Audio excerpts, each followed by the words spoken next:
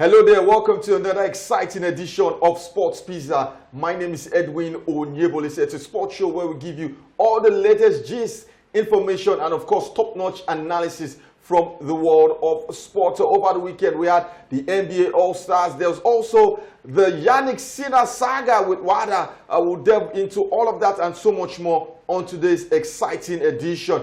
Once again, my name is Edwin Onyebole. I don't do this alone. I have Abe David. I will give you stories from the local scene, not forgetting the NPFL. I'll wrap up the show with the Tipsters Corner, where we give you tips, betting tips from the games coming up this weekend. It is a show package for your viewing pleasure. Don't change the channel. We'll go on a short break. When we return, we'll delve straight into action.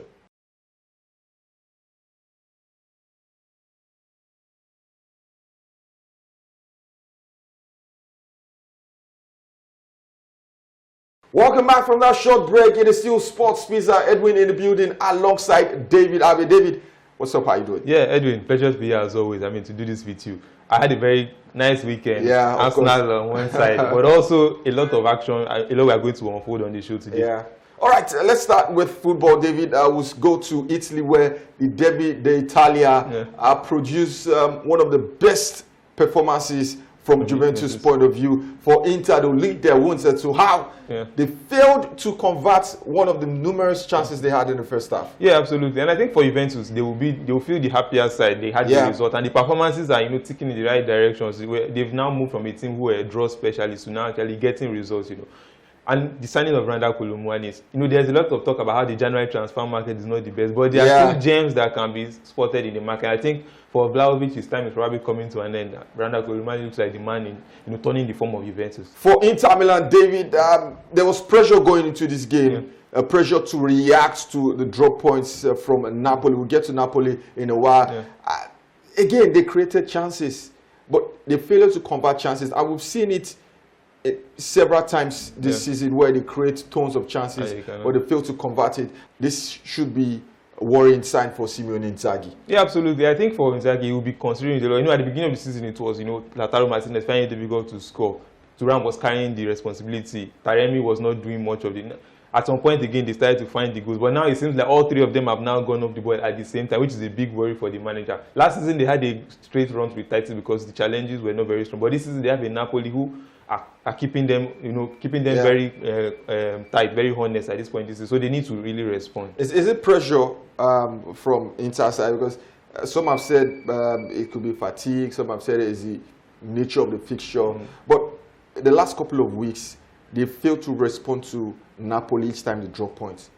Well, there's pressure to be added into because what they achieved last season was really remarkable. The numbers behind their title-winning season was remarkable. They set the standard very high. It would have been difficult to replicate it, but the way Amanda they've fallen off is something to be studied. I think Simeone has a little bit of blame to take because the fact that he changes his team too many times, consistent run, he's always giving changes to the team too many times, and it's affecting their consistency. Let's talk about the challengers, David. Napoli, another late goal conceded for Antonio Conte's side. But more worrying, David, yes, they scored 2 goals, but you are the XG guy. 0.35 XG for a team looking to win the title. It's terrible. Yeah, absolutely. I think for all that we said about how Conte has the recipe, to win a title, the squad he has assembled is not the very strongest of Napoli's squad. And you look around that squad, the quality in that squad is not very much. In attacking options, Lukaku is probably the only recognized person you can call upon. They signed, Okafor from AC Milan, who was struggling as a replacement for Askelia. It's not like I cannot give you the same production. Also, they have, the Brazilian David Neres. He's not a goal scorer. He doesn't produce enough. And the other guys have tailed off, Politano has tailed off. So creatively, they are not doing the very best. They lost Zielinski, who's probably one of their better creative midfielders. They have Lobotka, who is maybe a deep line playmaker, but it's not enough generally for that team. Not forgetting Kivichka Kvaratskhelia, David. He joined Paris Saint-Germain in the January transfer window. I think they miss his dynamism. He gives them something different. You look at Lukaku, he's more or less like the target man. I think he's lost that extra yard of pace he once had. If the ball is not bouncing off him, he's laying it off for other attackers. That is not sustainable. Raspadori is not prolific. Neres, Politano are more or less wingers. More rather than inside forward. Yeah. You have Simeone, Giovanni Simeone, who comes in from the bench. I don't think that's enough. They are good names of paper, but I don't think they have that record quality to match the very best teams in Europe and, of course, in the Italian Serie A. Milan, good win for them, but against a struggling Verona side, you have Fiorentina who lost to Como. It's a tightly congested top six in the Italian Serie A. Away from the Italian Serie A, David, let's quickly touch down in Spain. Now, once again, Real Madrid were on the receiving end of quote and unquote a harsh refereeing decision. Jude Bellingham. So he said something to the ref. The ref said, he said something to me. Jude Bellingham said, I said something else. Carlo Ancelotti came out and said it was lost in translation, blah, blah, blah. Do you think refs are targeting Real Madrid following that scathing remark from the club? I think there's a measure of that. I think if you watch Real Madrid TV, their TV channel, how they talk about referees a lot. I think that referees are human beings. Psychologically, it plays a lot on the minds of these referees. Fine, it's not deliberate, but at the back of their mind somewhere, they just feel that we need to actually take a stronger stand with this team. Barcelona also tell you that on the receiving ends of some dodgy calls from referees. Do you think this has a potential to cascade into something ugly for the Spanish La Liga? I think so. When the president of the league is actually coming out to talk about, they need maybe external help, professional help, external forces to help their refereeing. I think there's a lot that has been made about refereeing in Spanish La Liga at this point in time. All right, David, let's go to the English Premier League. Big wins for Liverpool, big wins for Arsenal. Who is going to blink? That's the question. Liverpool have the advantage, they have the momentum, but they go into a space of fixtures that will test them, stretch them to the limit. Yeah, absolutely. And I think that's where it really matters the most. They are entering into a run of fixtures where they will really be tested. And it coincides with the period where they seem to be really, really losing steam. You look at the last couple of results, it's not been the most vintage. Against Wolves at the weekend, the second half, they could not create a shot for the life of me. And Wolves had them, on the ropes for the whole of that second half. So I think unless they can arrest that dip in form, we talked about how they will eventually get a dip in form. It's coming at a point where it might be very crucial to their season. All right, David, from Arsenal's perspective, it was a hard-fought, much-needed win against Leicester City. Merino came on, played in that central role, that central attacking role, got 2 really good goals. But again, the question is, there's a lot of pressure on the front three, a makeshift front three, Raheem Sterling, Trossard, Nathan Nwaneri.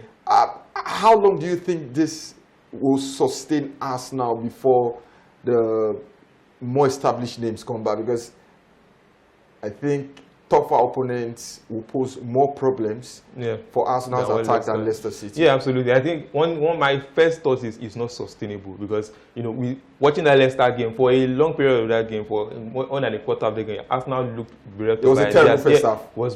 Nwaneri was the only one who was trying something, and to think he's a 17-year-old, you are relying on him to be the one to actually do something for you. Raheem Sterling is a no-no. I mean, there was a point in that game where he actually passed the ball to Nwaneri. That's somebody with over 400 appearances in the Premier League, but he's struggling for confidence. So it's not sustainable. Arsenal, probably they will find, one thing I just have to give Arteta credit for is he's trying to find solutions. They've done badly by not actually addressing this issue, and they've found themselves in a situation, but they just need to soldier and find different solutions. Talking about not addressing the attacking option, when we look at it from a different prism, I don't think even the most pessimistic Arsenal fan would have foreseen a situation where 4 first-team attackers are. So if Saka is fit, Martinelli is fit, Gabriel Jesus is fit, Kai Havertz is fit, I don't think the whole noise of we need a forward would have been this loud, because these guys, whether we like it or not, will guarantee you a certain amount of productivity in the final third. Maybe when we view it from that prism, the reaction to not getting a centre forward or a striker or whatever you want to call it will be tampered. No, I think it's a build-up of what has led to this point. I think these players have had to play a lot of games, and now they are beginning to break down at this point in time. If they had done it previously, now it's just looking like it's happening now, but the players have had to play a lot more games than they should have if they had more options, and that's why we are having this issue now.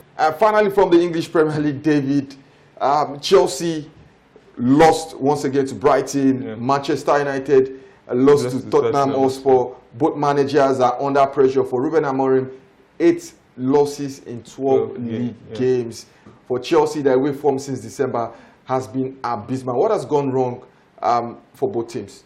I think for United, what has gone wrong stems from what happened with the Ten Hag era, the spill-off of that Ten Hag era into Amorim's era. I've said it so many times, I cannot judge Amorim based on what is happening now. Fine, he's in a difficult situation. Results are not helping him, but you can't expect much from what he's been provided with. He needs more. Everybody is clear that a lot of review needs to be done for this team. So I think the only thing he can do is try to get results. I don't know how he's going to maybe change your system or try to just get these players to produce, because we've seen them produce performances in big games, but against the smaller teams or against where pressure is really more, they are unable to deliver. I think it's a mentality thing more than even what is being played out on the pitch. But for Chelsea, I think for Maresca, he came into the club, they had a big squad, and good for him, he found a way around it, put some players. He had his team, the guys who played in the Conference League, and then they had the league guys. Yeah. And now the Conference League is over. It's hard to bring a lot of these big guys into the first team, and now it's clear that these guys are not of the required level. And fortunately for him, some of the guys who are in the first team are actually not performing well. Palmer has dropped off. The likes of Caicedo, Enzo Fernandez, they've all dropped off.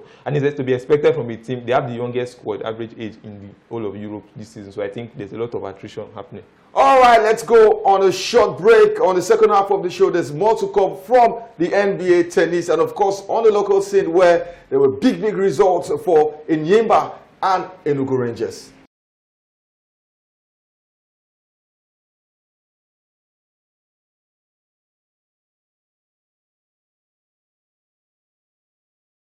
Welcome back to the second half of the show. If you're joining us for the very first time, this is Sports Pizza. You can follow us on our social media platforms at Sports Pizza. The handles are showing on your screen. We also have lovely content for you on our YouTube page. Subscribe, like, and watch. All right, David, let's go to the United States of America, New Orleans precisely, the NBA All-Stars weekend. How will you rate it? Edwin, another year, another lot of questions to be answered. And Silva, each year they keep trying to think make it more exciting, but it's not. They are not getting the formula. This year is probably one of the lowest points of the NBA All-Star weekend. The NBA All-Star game itself was a no-show. In total, let me just remind. In total, there were 3 hours of all the action. Only 34 minutes of those were actual basketball. The rest was just a lot of side attraction that people did not want. I think the NBA Commissioner, Adam Silver, needs to realize that what the fans want to see is basketball first. So there is a lot of side attraction. We saw more of Kevin Hart than even the actual basketballers on the day. Trae Young at some point even complained that we are not playing when the game was getting to it. But we saw the final. We saw SJ and Wemby, they were at it, and it was like they are serving up something for us to enjoy. And then they now cut to one unnecessary advert, and it's just a lot. But I think next season they have to try something again. All right, from there, let's go to a more controversial topic. Yannick Sinner, WADA, 3 months ban. He gets back in time for the Italian Open in Rome, and of course, he doesn't miss any Grand Slam competition. David, this guy failed 2 drug tests now. So WADA came out and said it wasn't partly at fault for it, but we're going to give him a 3-month ban because the athletes are responsible for what goes into their body. For a commission that said, hey, we're looking at a 1 to 2 year ban. Why did it suddenly go to 3 months? And for Yannick Sinner, if you say, I'm innocent, I didn't do anything wrong, why do you accept a 3 months ban? Absolutely. I think the whole thing screams of, compromise, a lot of double standards. The fact that fellow professionals are actually coming out, and a lot of them, they are not happy with what is happening. And it seems like the way it was worded, he accepted the 3 months. It's just, which means it was placed on the table for him. And I mean, if you've actually done the crime, it doesn't matter how, the wording of it and how, he was not responsible for it and everything. But you are responsible for what goes into your body as an athlete, and you need to be very careful. Once the mistake is made, you need to do it. And there are people that have been punished for less, and that's the biggest controversy, contention at this point. And again, what's the assurance, or what are the assurances that Sinner and his team said the truth? So you are relying on their word.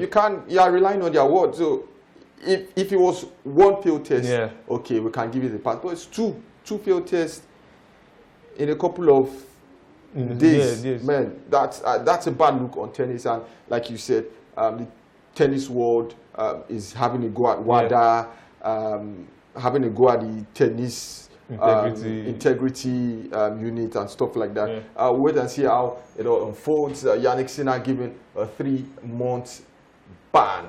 Let's come home. David, NPFL, quick one. Rebel Stars lost. Shooting Stars lost. Rivers United lost. The top three teams lost. The top four. The top four lost this weekend. We didn't expect it.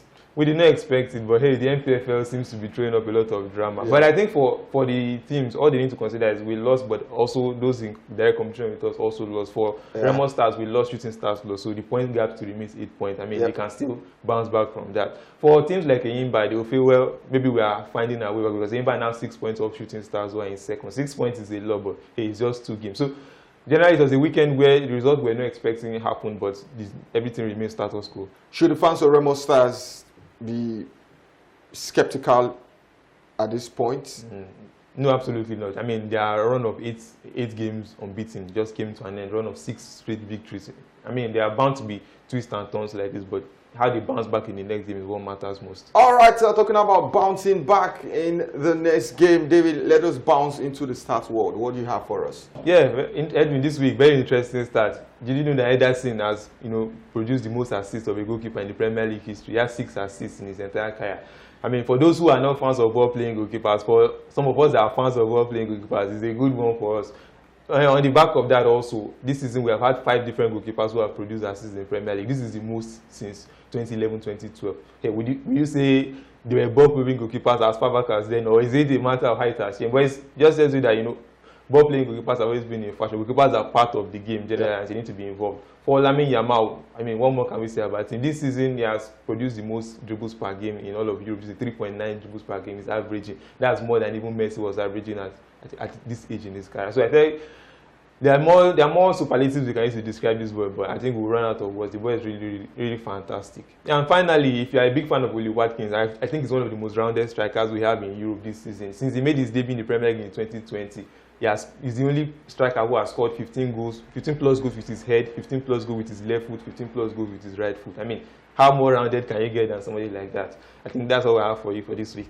Thank you very much, David, for giving us some of the best stats from the world of football. And it's time to give you our video of the week. When we return, we'll wrap up the show with the Tipstars world. And David has 3 exciting games for us to look forward to this weekend.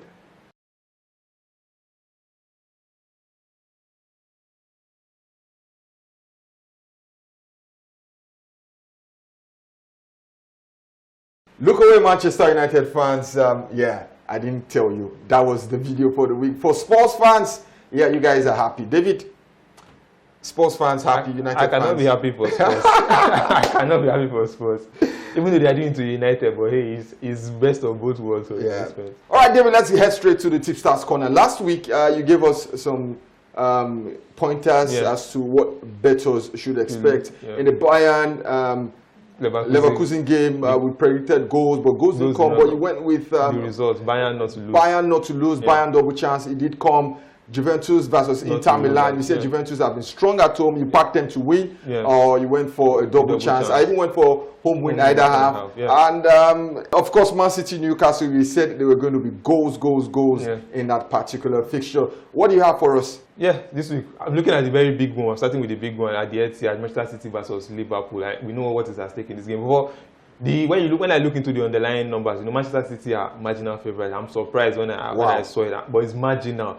And because Manchester City are at home, and you know how very strong they are at the Etihad Stadium. So looking at the goals market, I think goals are going to be a good option in this game. But the goals market, both teams to score. I think City have probably clicked into gear in terms of scoring goals, but they also concede. So Liverpool will get goals. So it's both teams to score for both teams in this game. Then for the results market, I think Manchester City double chance. I think they will want to throw spanner into Liverpool's title charge this season. Then for over goals, I think over 1.5 goals, over 2.5 as well. It looks like a goal game. Yeah. All right. In the next game, Chelsea and Aston Villa. Villa actually at home in this game at Villa Park. They are very strong. Whether Emery at Villa Park, they find it difficult to lose there. I think they are very strong there. So I think Chelsea, their rated away record is going to continue. I think Villa are going to get a straight win in this game. I think Chelsea also are going to find it difficult to score. So I think if you are going for a results market, I think Villa double chance. Villa to win if you are very bold. But both teams to score, I think both to score no. Chelsea will be unable to score against Villa. Villa to win either half as well. Okay. And finally, Lyon versus Paris Saint-Germain in the French Ligue 1. Yeah, this game is interesting to me, not because of the result, because we know PSG are stronger than Lyon at this point in time. But I think for the goals market, looking at the last 5 fixtures, there have been over 2.5 goals. Wow. If you know over 2.5 goals in the French market is like, I mean, you will jump very hard at it for PSG as well. It's a good option, over 2.5 goals first. Then for the results, I mean, PSG are highly backed as favourite, even though it's away from home. But I think going for a PSG straight win, PSG winning that half. Lyon are good, but they are not the level of PSG. Then for the goals, over 100 goals, I think over 2.5 as well in this market. All right, so there you have it from David. Is giving us the pointers to look forward to. For bettors, hey, you have to bet responsibly. Yeah. And Sports Pizza is not liable for any loss. This is where we drop anchor on today's edition of Sports Pizza. It's always a pleasure sharing the studio with you, David. Once again, thanks for being around. I mean, Edwin, the pleasure is always all mine. From David is goodbye. And from me, Edwin Onyeboli says, see you same time next week. Do have a sporting weekend. Have fun.